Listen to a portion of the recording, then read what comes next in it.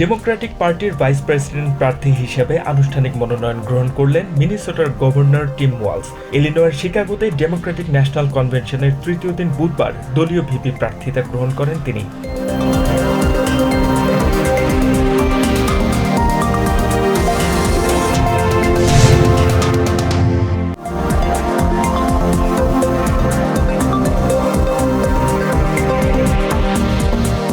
Kamala Harris এবং governor team ওয়ালসকে vote দেওয়ার আহ্বান জানালেন সাবেক প্রেসিডেন্ট বিল ক্লিন্টন। বুধবার রাতে ডেমোক্রেটিক ন্যাশনাল কনভেনশনে প্রেসিডেন্ট বাইডেনেরও প্রশংসা করেন তিনি।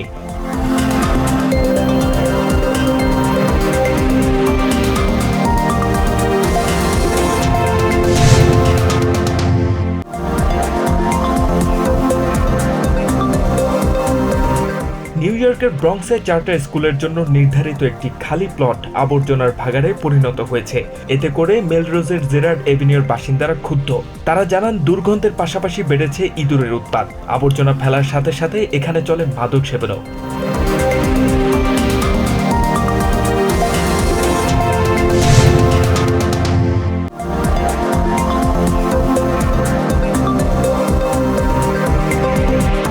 স্মরণকালের সবচেয়ে ভয়াবহ বন্যার কবলে পড়েছে বাংলাদেশ। ফেনী, নোয়াখালী, কুমিল্লা সহ 10 জেলায় বন্যার কারণে ক্ষতিগ্রস্ত হয়েছেন প্রায় 3.5 মিলিয়ন মানুষ। এসব এলাকায় খাবার ও বিশুদ্ধ পানির তীব্র সংকট দেখা দিয়েছে।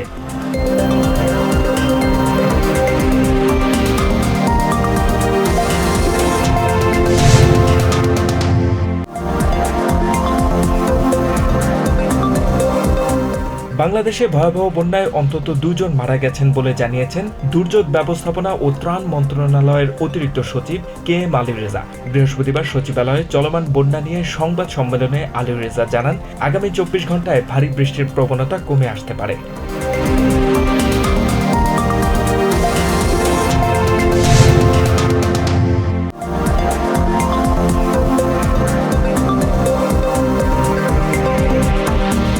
দেশের বন্যা পরিস্থিতিতে মানুষের জীবন রক্ষায় সর্বোচ্চ গুরুত্ব দেওয়ার নির্দেশ দিয়েছেন প্রধান উপদেষ্টা ডক্টর মোহাম্মদ ইউনূস। বৃহস্পতিবার সকালে অন্তর্বর্তীকালীন সরকারের উপদেষ্টাদের বৈঠকে এই নির্দেশনা দেন তিনি।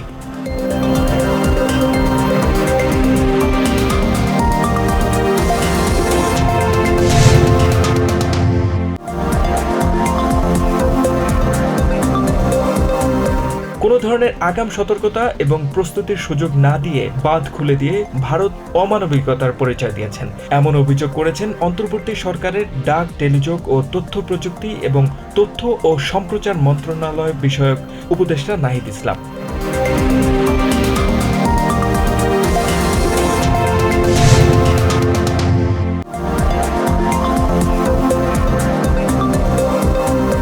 ভারত কোনো বাঁধের মুখ খুলে দেয়নি, অতিরিক্ত পানির চাপে বাঁধের মুখ খুলে গেছে বলে দাবি করেছেন বাংলাদেশে নিযুক্ত ভারতের কমিশনার প্রণয় ভার্মা। বৃহস্পতিবার রাষ্ট্রীয় অতিথি ভবন যমুনায় অন্তর্বর্তীকালীন সরকারের প্রধান উপদেষ্টা ডক্টর মোহাম্মদ ইউনূসের সঙ্গে বৈঠকে এই দাবি করেন তিনি।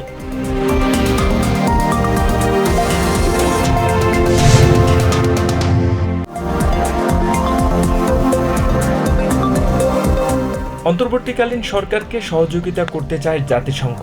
কোটা আন্দোলনের সহিংসতার ঘটনা তদন্তে বাংলাদেশে আসা সংস্থাটির প্রতিনিধি রুডি মাঙ্গুব্যান এমনটি জানিয়েছেন। বৃহস্পতিবার পররাষ্ট্র সচিব মাসুদ বিন মোমেনের সঙ্গে বৈঠক শেষে একথা জানান তিনি।